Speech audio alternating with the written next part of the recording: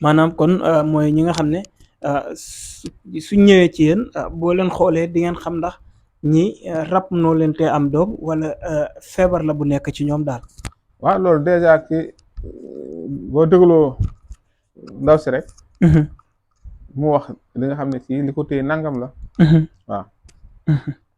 moo di boroom dalailul xayraati yitteem lu dul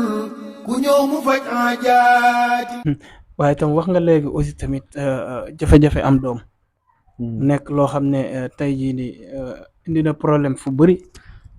tax na goro yu bëri xuloog seen jabaru doom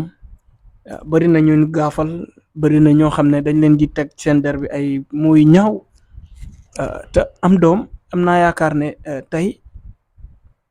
d'abord ndogalu yàlla la waaye tam mën na nekk feebar ndax loolu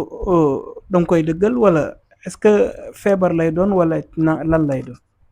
wàllum am ñàkk am doom bi. am doom góor mooy jur jigéen day aussi dama ko ba tàyyi góor mooy ëmbal jigéen day ëmb jigéen mënut a ëmb te ëmbaluñ ko jigéen mënut a wasin xam la te ëmbul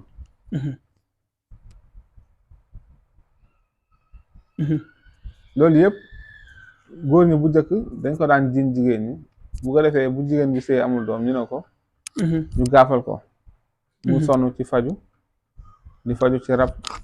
fu mu dégg ne maaman am na fa dem ba Casamance dem ba Gambie fu mu dégg na rek kooku boo fa demee am doom ñu dem fa te lu gën a bëri du doon si ñoom waaye si seen ki leen di denc la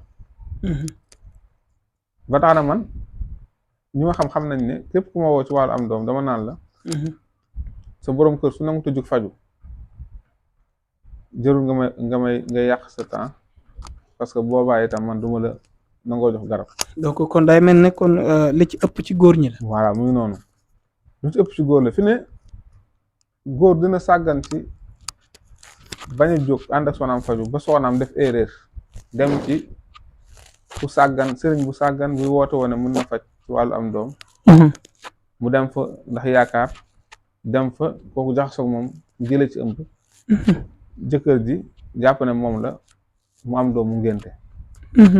te loolu yëpp li koy waral mooy seetaan ak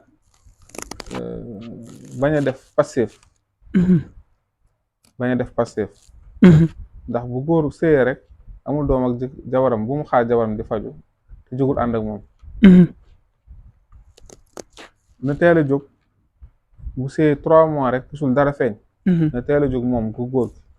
xool boppam ba noppi balaa mu naan jabaram jógul am na sax ñoo xam ne dañuy mujj ñoom jabar bi ñooy jël seen xaalis ut garab pour seen jëkkër loolu yëpp ngir bëgg bu ñu bëgg seen jëkkër ak ngir bëgg bu ñu bëgg am ak moom doom waaye du tax sax seen jëkkër def effort te jigéen ak góor ñooy séq mbir mi lu gën a bari nag ku góor ki ca la mbir mi jóge parce que sperme mooy def procréation jigéen li mu am mooy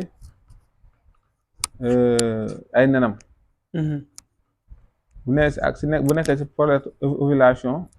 bu góor ki sperme bu baaxee bu ñu see mën a procréer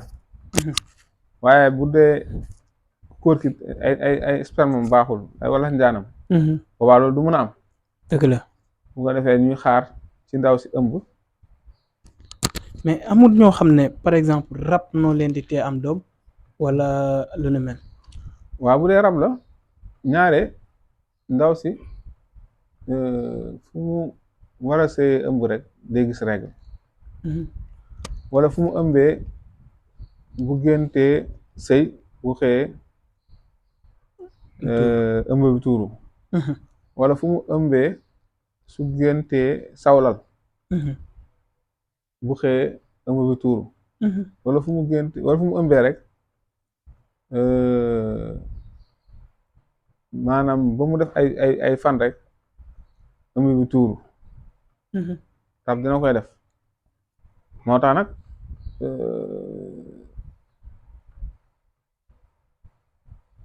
ñun bu fekkee ne nit ki ñëw na si ñun danañ xam ndax kii li ko tee am doom rab la wa ilaa li ko tee am doom feebar la ñun loolu dañ koy xam. maanaam kon mooy ñi nga xam ne suñ ñëwee ci yéen boo leen xoolee di ngeen xam ndax ñi rab noo leen tee am doom wala feebar la bu nekk ci ñoom daal. waaw loolu dèjà ki boo dégloo ndaw si rek mu wax li nga xam ne kii li ko téye nangam la. waaw. moo di boroom dalailul xayraati yitteem lu dul ku ñëw mu faj aajaati